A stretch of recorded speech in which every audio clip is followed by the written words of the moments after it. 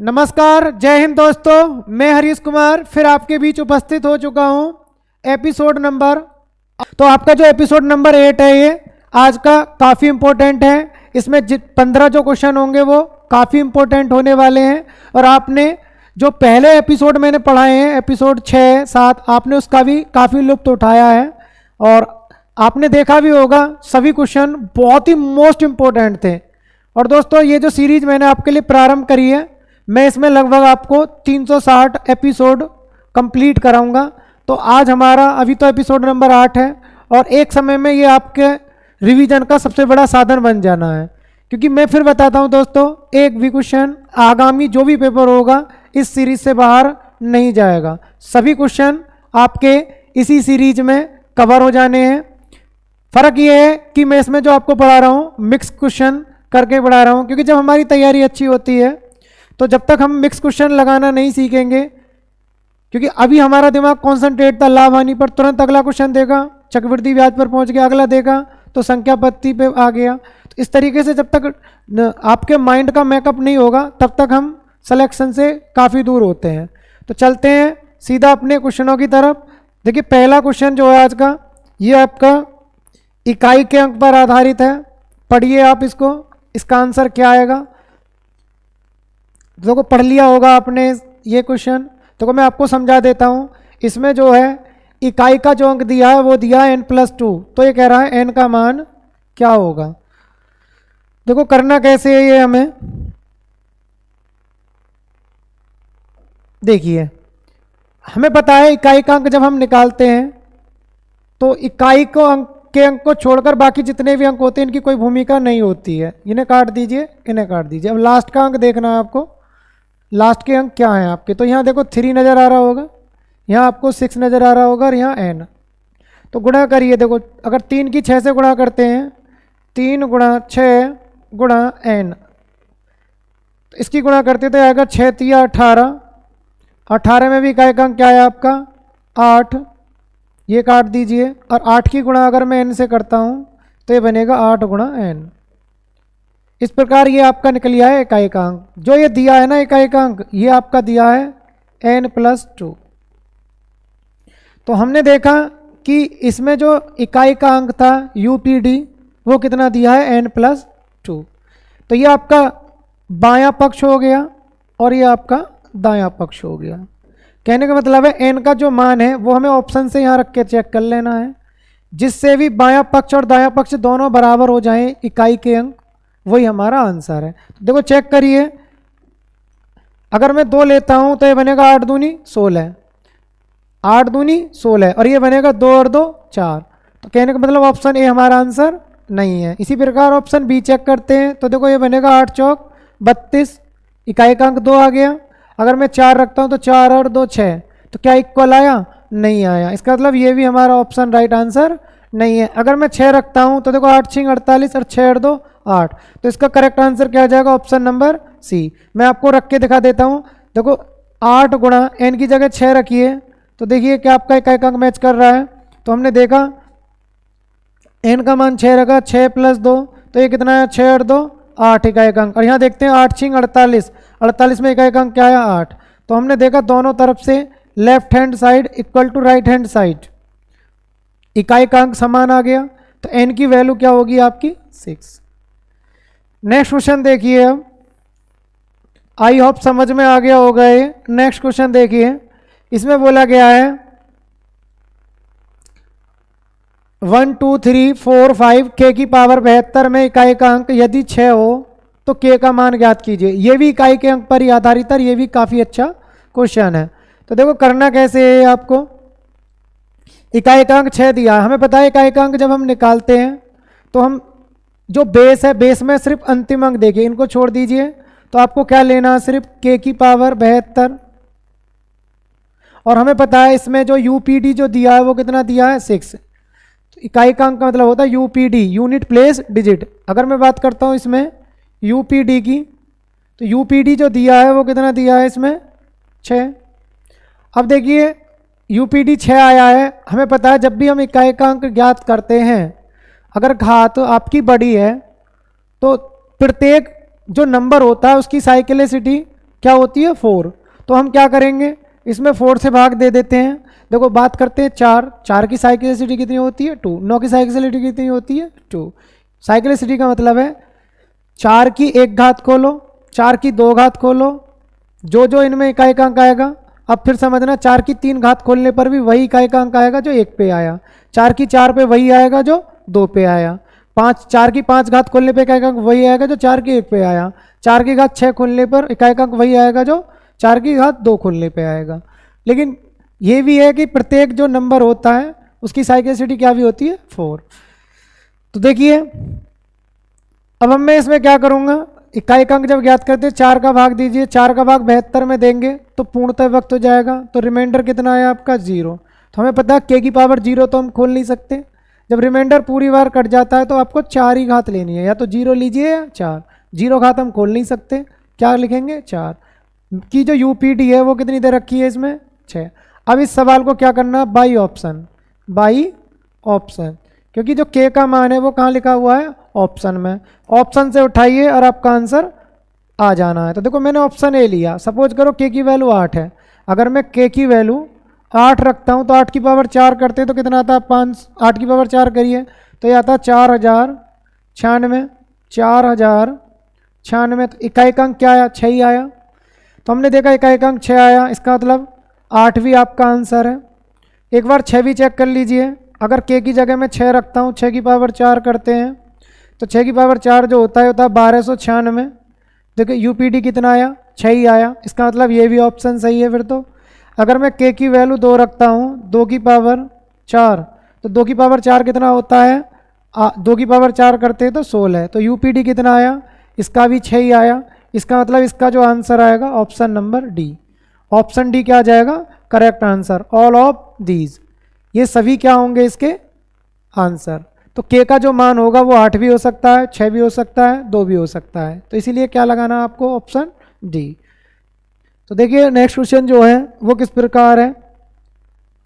Next question जो दिया गया है वो दिया गया है, यदि n एक प्राकृतिक संख्या है तो, ये थोड़ा गलत लिखा हुआ है मैं यहाँ लिख देता हूँ, तो 7 की पावर 2n माइनस 1 ये है सदैव विभाजित होगा।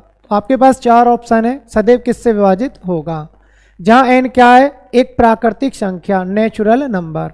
तो हमें पता है जब n एक नेचुरल नंबर है, n एक नेचुरल नंबर है तो नेचुरल नंबर होते कौन से हैं आप जानते हैं, नेचुरल नंबर 1 2 3 4 5 ये सब क्या होते हैं नेचुरल नंबर। तो हमें देखो करना कैसे है, हमें ये लिखना है 7 की पावर 2n माइनस 1। मैं इसके देखो 2n माइनस 1 जो है ये आपका यहाँ पर है, मैं इसके 2 मान निकालूंगा, एक तरफ इधर मान और एक तरफ इधर मान। एक मान इधर निकालिए और एक मान इधर निकालिए। अब देखो कैसे निकालना है, हमें पता है n एक प्राकृतिक संख्या है तो मैं n की वैल्यू लगातार सबसे छोटी प्राकृतिक संख्या क्या होती है, तो आप बोलेंगे सर 1 रखिए, और एक n की वैल्यू क्या रखनी है 2 रखनी है। रख के आप 2 मान निकाल लीजिए, सबसे छोटी वैल्यू रखनी है। और दोस्तों दूसरी बात ये ध्यान रखनी है क्रम से रखनी है, मतलब 1 के बाद 2 ही रखनी है, 2 के बाद 3 रखनी है, ठीक है। तो देखिए अगर मैं n की वैल्यू 1 रखता हूँ तो ये बनेगा 7 का, भाई 1 रखेंगे तो 2 एकम 2 माइनस 1, 7 49 में से 1 गया तो 48। इसी प्रकार 2 रखते हैं तो ये बनेगा 7 की पावर 2 दूनी 4 माइनस 1। आप भली भांति जानते हैं 7 की पावर 4 होता है 2401 माइनस 1, तो ये बनेगा आपका 2400। इन दोनों का आपको क्या निकाल देना HCF निकाल दीजिए, या आप ये देख लीजिए जो 48 और 48 को भी पूर्णतः व्यक्त कर दे और 2400 को भी पूर्णतः व्यक्त कर दे। ऐसी कौन सी संख्या है, सिर्फ option number B. Option B ही ऐसी संख्या है जो इसको भी पूर्णतः व्यक्त करती है और इसको भी पूर्णतः व्यक्त करती है। तो हमने देखा कि अगर मैं इसका HCF निकालूंगा तो वैसे क्या आएगा, आप बोलेंगे सर 48 ही आ जाना है। जब 4800 इसका HCF आ जाएगा तो बताइए ऑप्शन में 48 तो दिया ही नहीं है, क्योंकि सदैव इस रूप की जो संख्या होगी दोस्तों, सदैव किस बड़ी से बड़ी संख्या से घटेगी, 48 से। हमने बड़ी से बड़ी संख्या निकाल ली 48। 48 नहीं दी है तो इसका क्या दिया होगा, इसका जो है फैक्टर। तो इसमें देखिए 48 का जो फैक्टर है वो कौन सा होता है, 12। तो 12 से पूर्णतः वक्त होगी। नेक्स्ट क्वेश्चन देखिए, नेक्स्ट क्वेश्चन कैसे करना है हमें।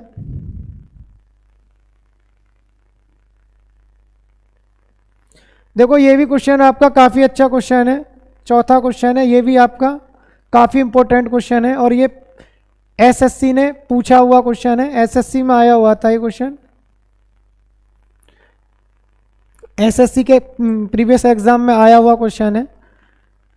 देखो इसमें बोला गया n बराबर 369 369 369। तो हमने देखा रिपीटेशन किसका हो रहा है, 369 का।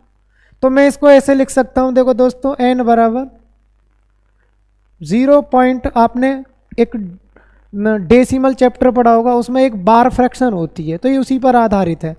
3 पॉइंट, देखो पुनरावृत्ति हो रही है 369 की, तो मैं इस पर क्या लगा दूंगा बार।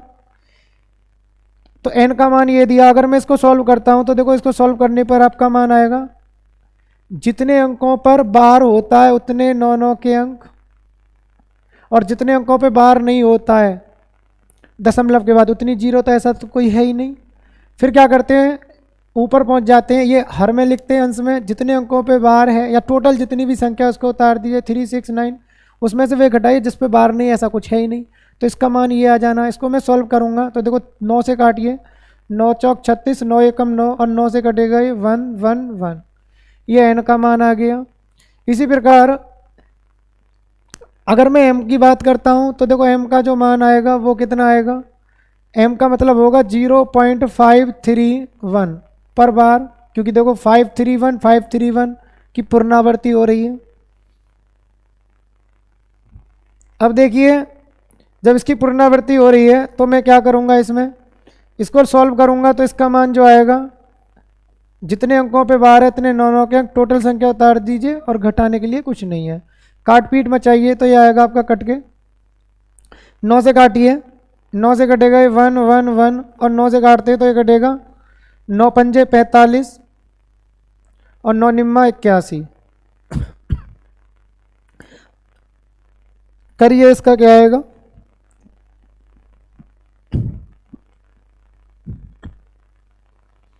तो ये हमारा आ गया। अब देखो हमसे जो पूछा गया है वो पूछा गया है 1/n प्लस 1/m।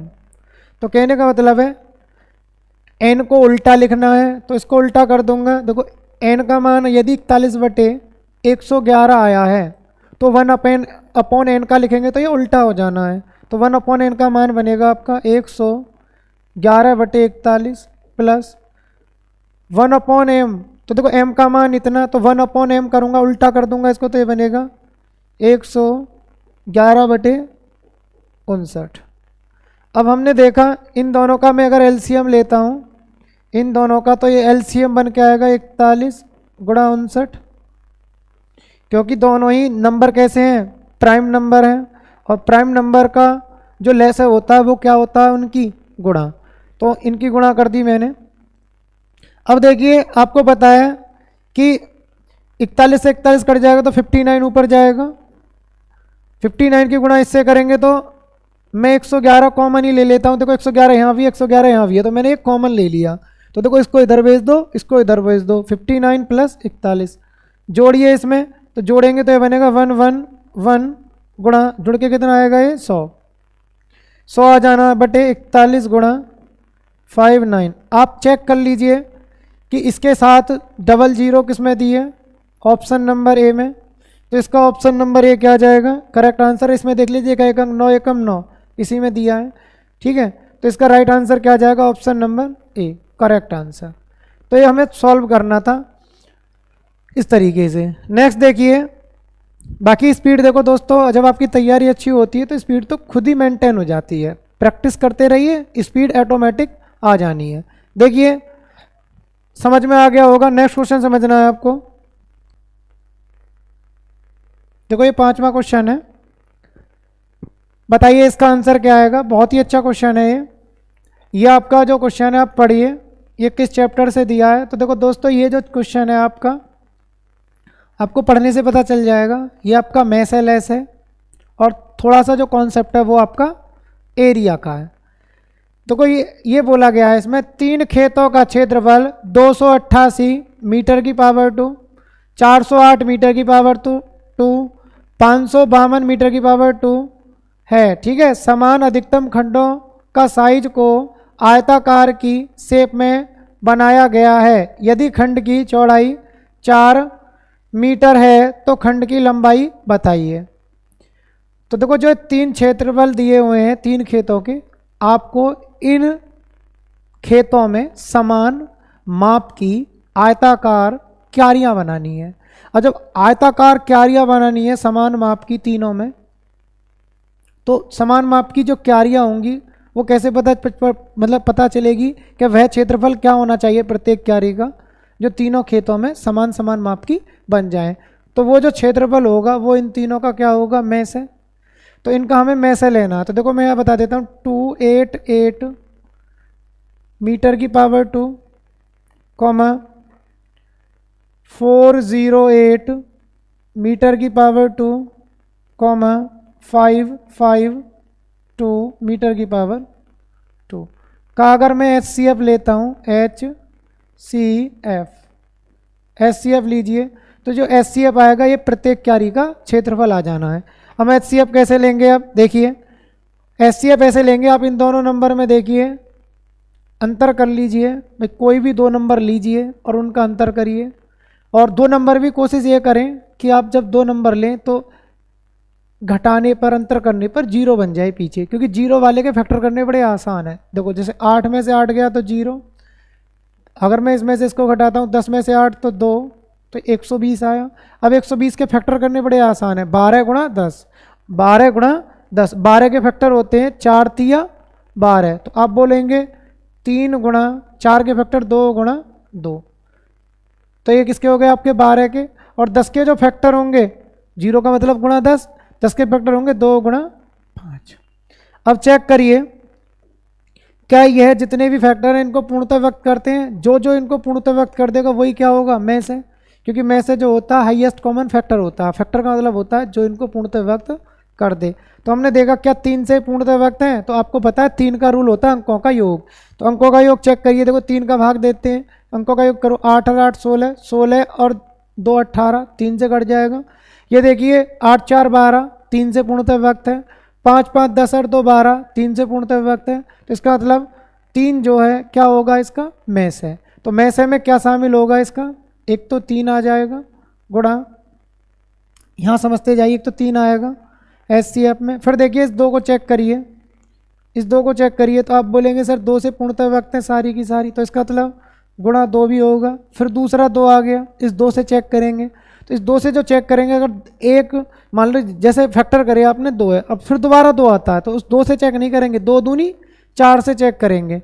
तो 2 दूनी 4 से चेक करिए, इस 2 का मतलब है 2 दूनी 4 से चेक करना है। तो देखो 4 का रूल अंतिम 2 अंक पूर्णतः व्यक्त है, तो इसका मतलब इससे भी पूर्णतः व्यक्त हो जाना। फिर एक और 2 आ गया, तो जब एक और 2 आ जाए तो इसका मतलब है 2 दूनी 4 दूनी 8 से, जब तक 2 गुणा 2 गुणा 2 2 मतलब एक से ज़्यादा बार मिलते रहेंगे तो उनकी गुणा करके चेक करना है आगे को। और नहीं तो आप 2 से ही चेक करते रहेंगे तो 1000 बार 2 लिख लो, ये तो 2 से भाग होते ही रहेंगे। ठीक है, तो इसका मतलब इससे चेक करिए, तो 2 दूनी, ये 2 दूनी 4 दूनी 8, तो 8 से देखेंगे ये भी कट जाएगा, ये भी कट जाएगा, ये भी कट जाएगा, तो 8 से भी क्या है, ये पूर्णतः व्यक्त है। जब ये सभी 8 से पूर्णतः व्यक्त हैं तो हमने देखा कि इसका मतलब ये भी इसका फैक्टर है और ये दूसरा तीसरा 2 भी इसका फैक्टर है। आगे देखिए 5 से पूर्णतः व्यक्त है, तो यही नहीं कटा 5 से, तो इसका मतलब 5 हमारा इसका फैक्टर नहीं है। तो इसका जो HCF आएगा 3 दूनी 6, 6 दूनी 12, 12 दूनी 24, तो इसका HCF कितना आ जाना, 24 मीटर की पावर 2। दोस्तों ये 24 मीटर की पावर 2 जो आया है, ये आ गया आपका एक आयताकार जो क्यारी है उसका क्षेत्रफल। तो आयताकार अगर मैं बात करता हूँ आयताकार क्यारी की का एरिया की, तो उसका जो एरिया आया है वो कितना आया आपका, वो आया 24। जो आया है वो कितना आया आपका, यहाँ लिख लेते हैं 24 मीटर की पावर 2। ठीक है, अब देखा हमने, जबकि आयताकार क्यारी का जो क्षेत्रफल होता है वो होता है लंबाई गुणा चौड़ाई। कितनी दे रखी है? 4 बराबर 24। 4 का भाग दे दीजिए तो लंबाई की जो वैल्यू आ जानी है आपकी वो कितनी आ जानी है? 4 छिंग 24, 6 मीटर। तो 6 मीटर देखिए कौन से ऑप्शन में दिया है? Option number A. तो दोस्तों ऑप्शन ए इसका क्या आ जाएगा? Correct answer. नेक्स्ट क्वेश्चन देखिए। नेक्स्ट क्वेश्चन जो दिया गया है, ये दिया गया है दो सह अभाज्य संख्याओं का गुणनफल 945 है, तो इनका में से क्या, इनका लय से क्या होगा? आप भली भांति जानते हैं कि दो सह अभाज्य संख्याओं का गुणनफल जो होता है उनका क्या होता है? खुद लय से ही होता है। अगर दो सहभाज्य संख्याओं की गुणा कर दूं तो वो क्या होता है? खुद लय से। तो देखो इसमें गुणनफल, दो सहभाज्य संख्या का गुणनफल 945 दिया है और लय से पूछ रहा है, तो लय से क्या होगा? खुद ये गुणनफल। तो इसका राइट आंसर क्या आ जाएगा? Option number D. मैं आपको एक एग्जांपल समझा देता हूँ। सपोज करो एक संख्या ए है और एक संख्या बी है। अगर मैं कह रहा हूँ इनका लय से बताइए, LCM, और हमें पता चला कि ए और बी जो ये कैसी हैं आपकी? सह अभाज्य।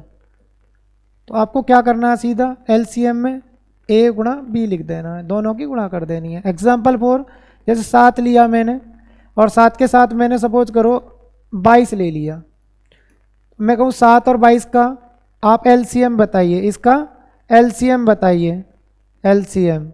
तो बताइए LCM कैसे करेंगे? आपको सीधा क्या करना है? 7 गुणा 22, क्योंकि 7 और 22 कैसी संख्या है? सहभाज्य। इनमें कुछ भी कॉमन नहीं है, इनमें कुछ भी कॉमन नहीं है। ठीक है, नेक्स्ट देखिए, आगे देखिए। अब जब इनमें कुछ भी कॉमन नहीं है तो अब मैंने देखा यहाँ से, नेक्स्ट समझना है ये आपको।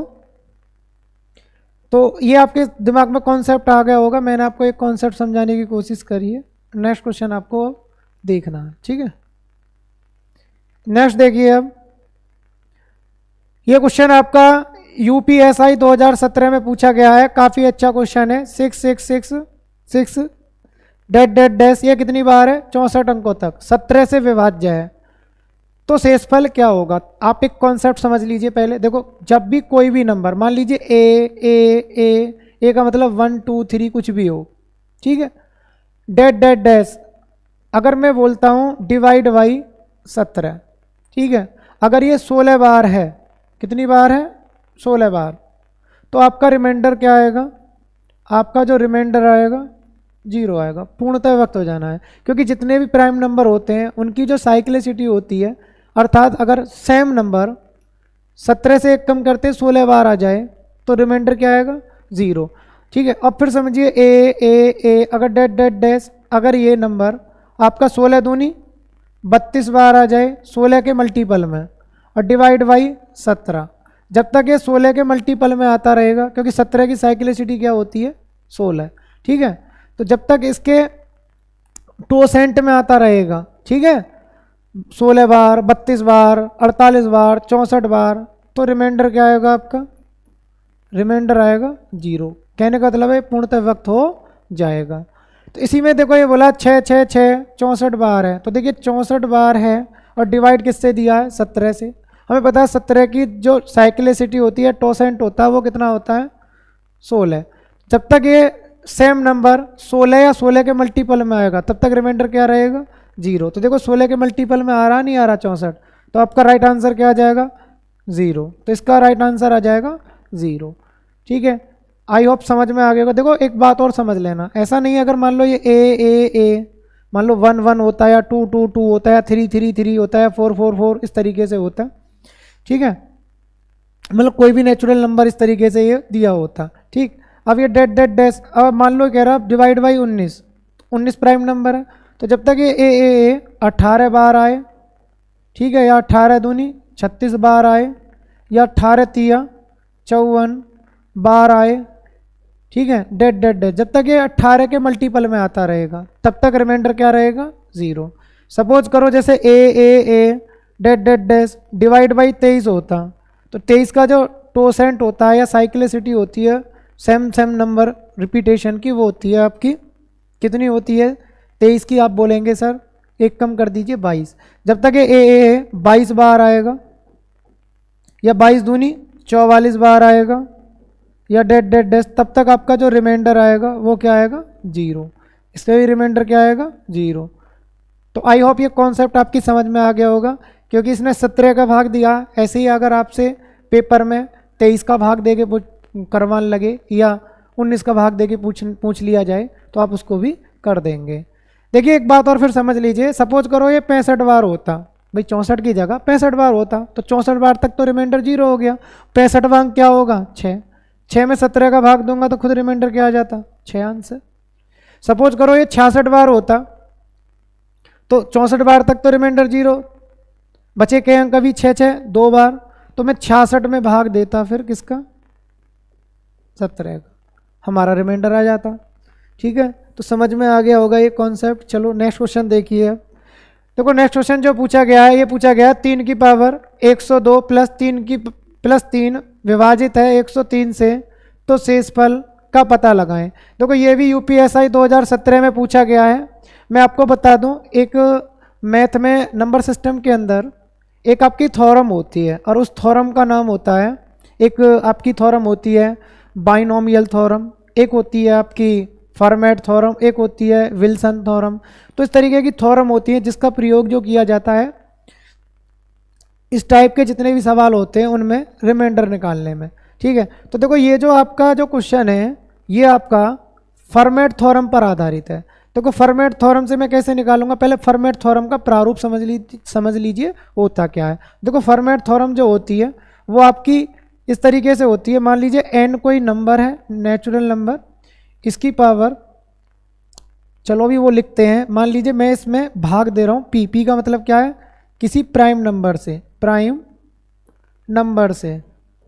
ठीक है, किसी भी प्राइम नंबर से भाग देता हूँ, तो इस ध्यान रखना जो जितने भी प्राइम नंबर होते हैं इनका जो टोसेंट होता है, टोसेंट निकालने का तरीका भी होता है, इनका जो टोसेंट होता है वो सदैव एक कम होता है। कितना होगा एक कम, p-1। मान लो 17 है तो 16 होगा, अगर ये 23 है तो 22 होगा, अगर ये 29 है तो 28 होगा, अगर ये 13 है तो 12 होगा। तो इनके क्या होते हैं टोसेंट। तो ये जो निकल के आया p-1 क्या आ गया इसका टोसेंट, t से इंडिकेट करते हैं।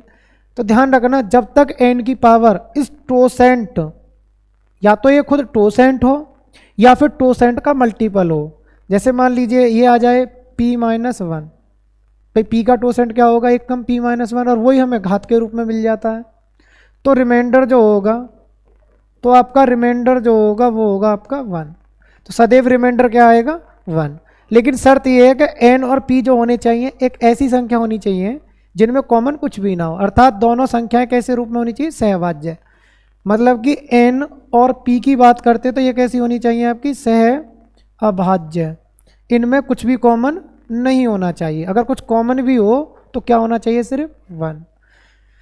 तो इस तरीके से ये आपकी कौन सी थ्योरम होती है फॉर्मेट थ्योरम होती है। ठीक है, अब मैं आपको क्वेश्चन पे लेके चलता हूँ। ऐसे क्वेश्चन एक आध अपने पास से बता भी देता हूँ। जैसे सपोज करो आपको मिला, ये मिला 8 की पावर, मैं भाग दे रहा हूँ 13 और यहाँ लिख दूँ 12। ठीक है, तो देखो 13 आपकी कैसी संख्या प्राइम संख्या, और जब तक ये 13 आपकी प्राइम नंबर है और हमें पता है कि इसका जो टोसेंट होगा, इसका टोसेंट कितना होगा 12। जब तक आपकी जो एक संख्या है 8 हो 88 हो कुछ भी हो ये, लेकिन ध्यान रखना 13 से और 13 में और इस 8 में कुछ कॉमन नहीं होना चाहिए। ऐसा नहीं होनी चाहिए कि 13 दूनी 26 मिल जाए या 13 ती 39 मिल जाए, मतलब 13 और इसमें कुछ भी कॉमन नहीं होना चाहिए, सहभाज्य होनी चाहिए। तो हमने देखा इसका टोसेंट कितना है 12। जब तक इसकी घात ये 12 या 12 का मल्टीपल आएगा, सपोज करो ये सवाल ऐसे भी होता है ना 8 की पावर 24 डिवाइड बाई 13, इसका टोसेंट कितना है 12, तो 12 दूनी 24 12 का मल्टीपल है। या ऐसे भी होता है ना 8 की पावर 12 पंजे 60 बटे 13, तो बताओ 12 का मल्टीपल है। तो तब तक आपका रिमाइंडर जो आएगा इसका भी 1 आएगा रिमाइंडर, इस सवाल का भी रिमाइंडर 1 आएगा, इस सवाल का भी रिमाइंडर क्या आएगा 1 आएगा। तो आई होप ये कॉन्सेप्ट आपकी समझ में आ गया होगा कि टोसेंट क्या होता है आपका। और मैं कह रहा था सहभाज्य का मतलब है 8 और 13, बताइए कोई एक नंबर बताइए जो दोनों को काट दे। तो आप बोलोगे सर सिर्फ 1 ही काट सकता है, बाकी किसी की औकात नहीं है नेचुरल नंबर की जो इन दोनों को काट दे। ठीक है, तो ये कैसी हो गई आपकी सहभाज्य। चलो अब देखो क्वेश्चन का आपका आंसर देखो, सीधा सीधा आ जाएगा आंसर। देखिए करना कैसे है। इसमें बोला गया 3 की पावर 102 प्लस 3 डिवाइड बाई 103। अब ये बताइए 103 आपकी प्राइम नंबर है या नहीं। तो आप बोलेंगे सर ये तो प्राइम नंबर है। जब ये प्राइम नंबर है तो इसका टोसेंट बताइए क्या होगा। तो इसका टोसेंट एक कम कर दीजिए 102। तो हमने देखा 3 की पावर क्या दिया है, 102 ही दिया है। जब तक 3 की पावर टोसेंट आए या टोसेंट का मल्टीपल आए तब तक रिमाइंडर क्या आएगा 1। तो देखो मैं इसमें भाग दूंगा 103 का, तो इसका तो रिमाइंडर 1 आएगा। ठीक है, अब देखिए 3 क्या 103 से बढ़ता हुआ वक्त है नहीं है, तो इस 3 में भाग नहीं जाएगा तो रिमाइंडर 3 का क्या आएगा, खुद 3 आएगा। 3 और 1 4, तो हमारा जो रिमाइंडर आ जाना है वो क्या आ जाएगा इसका 4। Option number B correct answer. Next question देखिए। अब नेक्स्ट क्वेश्चन जो दिया गया है ये आपका यूपीएसआई में पूछा गया है। 56 की पावर 283 के अंतिम 2 अंक ज्ञात कीजिए। तो आपको ये क्वेश्चन करना है। देखो ये समझ लीजिए, ये क्वेश्चन आपको होमवर्क में दे रहा हूँ मैं। इसके लिए इस पर आधारित एक प्रॉपर वीडियो बनाऊंगा जब आपको इसको समझा दूंगा, क्योंकि इसके लिए आपको बहुत बड़ा कॉन्सेप्ट यूज़ करना पड़ेगा और पहले कॉन्सेप्ट समझाया जाएगा जब ये आपकी समझ में आएगा। वैसे इसका आंसर अगर आप करते हो तो होमवर्क है, इसका आंसर आपका 16 आएगा। आप चेक करना किस तरीके से 16 आएगा। ठीक है, लास्ट में हम इस पर चर्चा कर लेंगे, टेंशन मत लीजिए। ठीक है, सब क्वेश्चन कराए जाएंगे। ऐसा क्वेश्चन ये एक है, और भी बहुत सारे क्वेश्चन हम ऐसे कराएंगे। ठीक है, नेक्स्ट क्वेश्चन देखिए आप। ये कह रहा है निम्नलिखित युग्मों में से कौन सा सहभाज्य है। बहुत ही अच्छा क्वेश्चन है। निम्नलिखित युग्मों में से कौन सा सहभाज्य है, बताइए इसका आंसर क्या आएगा। तो देखिए सहभाज्य अभी बता रहे थे हम, अभी चर्चा कर रहे थे सहभाज्य संख्याएं वे संख्याएं होती हैं जिनका एचसीएफ क्या हो 1, अर्थात दोनों नंबर अगर कटे भी तो किससे कटे, सिर्फ 1 से।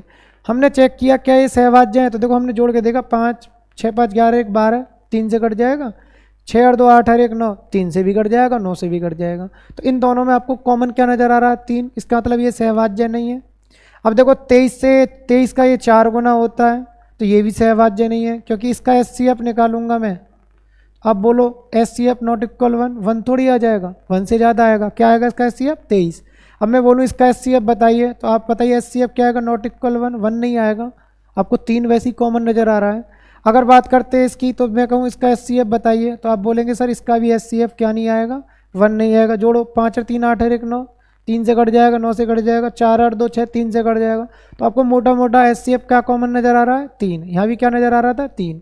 ठीक है, और यहाँ की बात करते हैं तो यहाँ क्या नज़र आ रहा था 23। अब बात करते हैं 18 और 35 की, तो बताइए ऐसा कोई सा नंबर जो इन दोनों को पूर्णतः व्यक्त कर दे। तो आप बोलोगे सर कोई नहीं है ऐसा नंबर। ठीक है, तो इसका एचसीएफ जो अगर मैं निकालता हूँ तो एचसीएफ क्या आएगा जल्दी बताइए।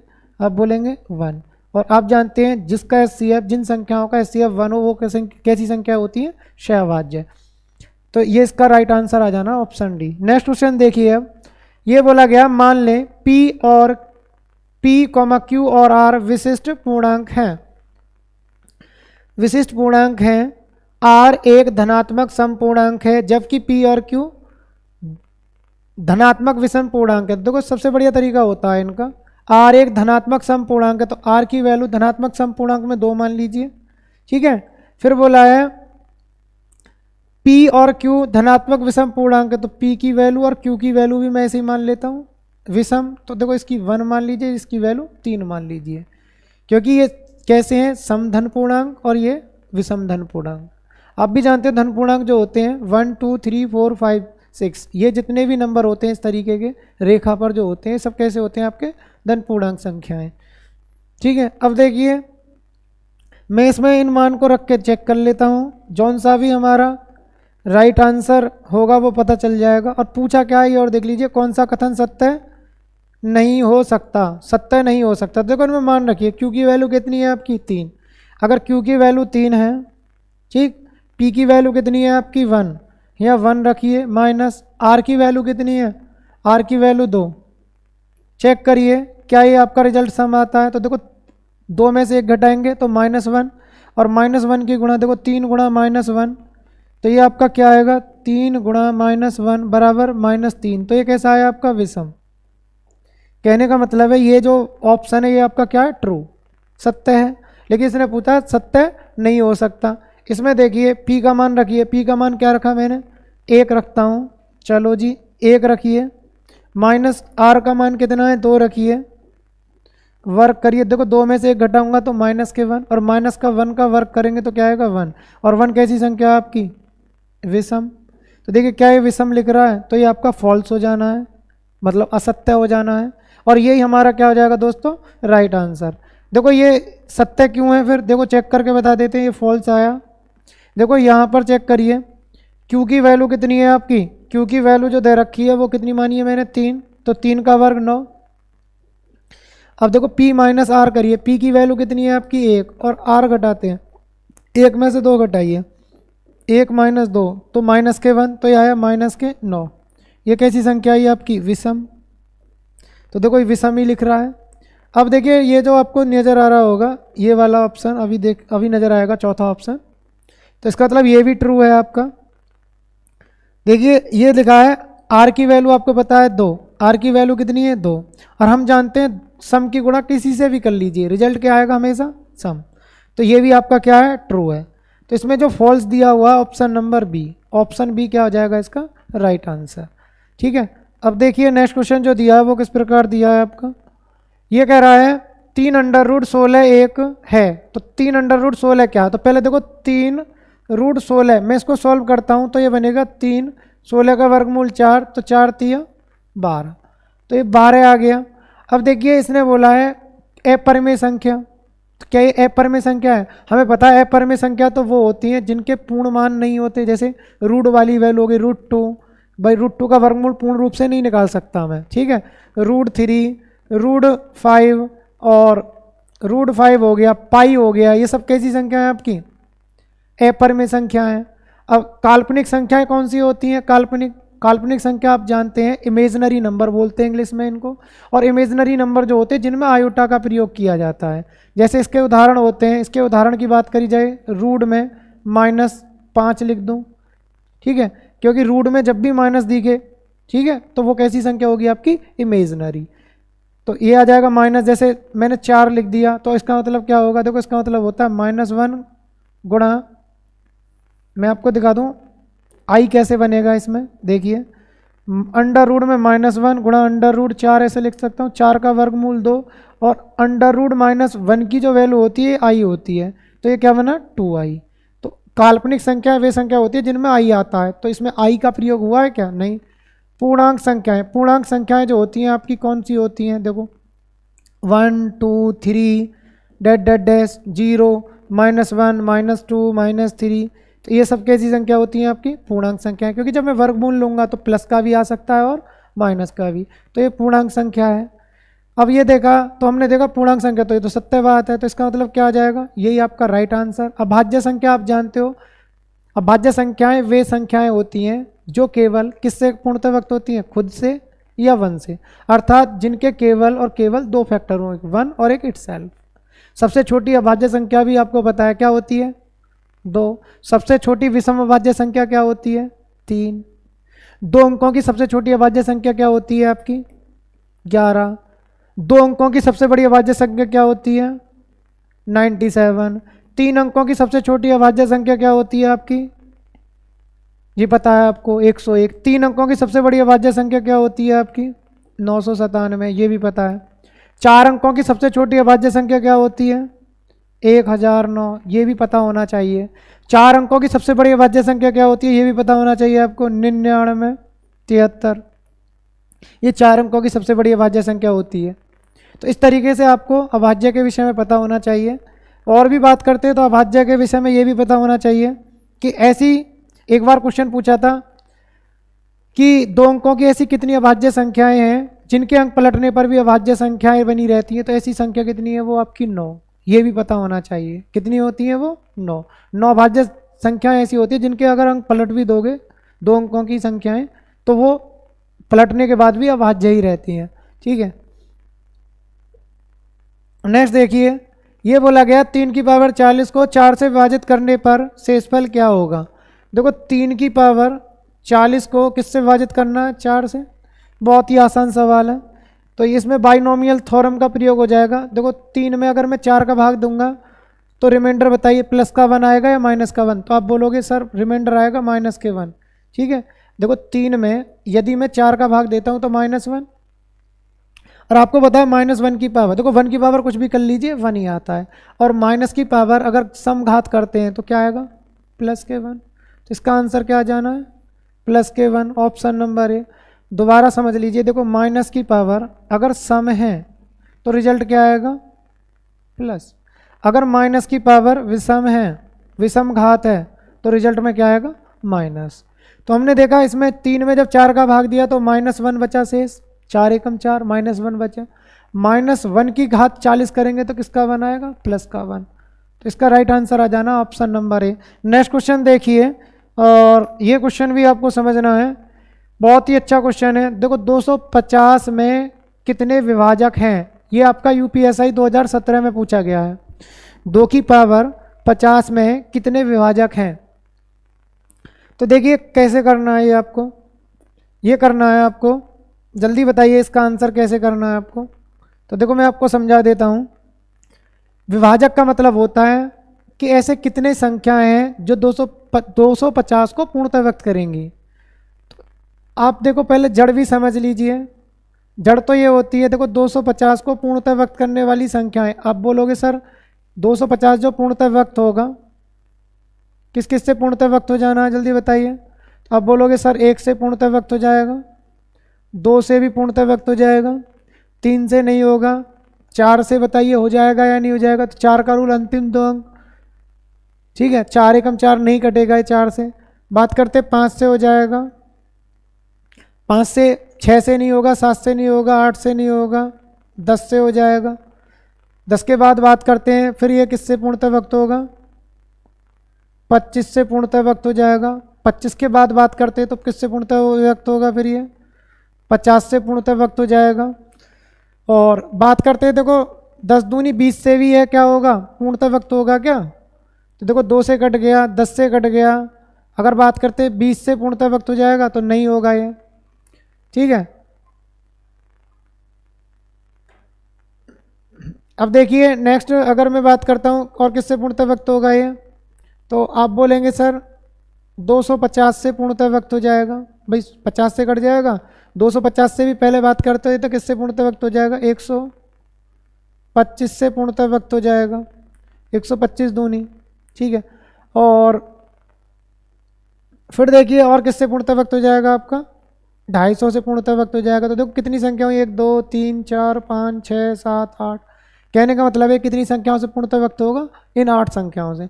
तो बताओ ऐसे देखने पर टाइम लगा नहीं लगा? तो इसका स्मार्ट मेथड क्या है? देखो स्मार्ट मेथड मैं आपको बताऊंगा, बहुत ही आसान तरीका। आपको 250 के प्राइम फैक्टराइजेशन करना है। तो प्राइम फैक्टराइजेशन करेंगे तो देखो मैं इसको 25 गुणा 10 लिख दूँ, और 25 के फैक्टर होते हैं आपके 5 की पावर 2 और 10 के 2 गुणा 5। तो देखो ये बना 5 की पावर 3 और 2 की पावर 1। ये इसका मैंने प्राइम फैक्टराइजेशन कर दिया। तो इसके जो कुल फैक्टर जो होंगे, कुल FACTORS या विभाजक जो होंगे इसके, वो कितने होंगे? देखो घात कितनी है? 3, तो इसके कॉम्बिनेशन होंगे 4। तो ये 4 लेना, 1 बढ़ाकर लेना है। ये घात कितनी है? 1, ठीक है। तो कॉम्बिनेशन कितने होंगे इसके? 2। तो उत्तर आ जाना 4 दूनी 8। सीधा स्मार्ट मेथड लगाइए, 8 आपका आंसर आ जाना है। ऑप्शन नंबर ए इसका करेक्ट आंसर। आई होप ये आपकी समझ में सभी क्वेश्चन बहुत अच्छे से आए होंगे, ठीक है। अब एक क्वेश्चन मैंने आपका पीछे छोड़ दिया था, देखते हैं। तो दोस्तों इसमें 14 क्वेश्चन ही रह गए, क्वेश्चन टाइप नहीं हो पाया। चलो कोई बात नहीं है, इसके लिए सॉरी।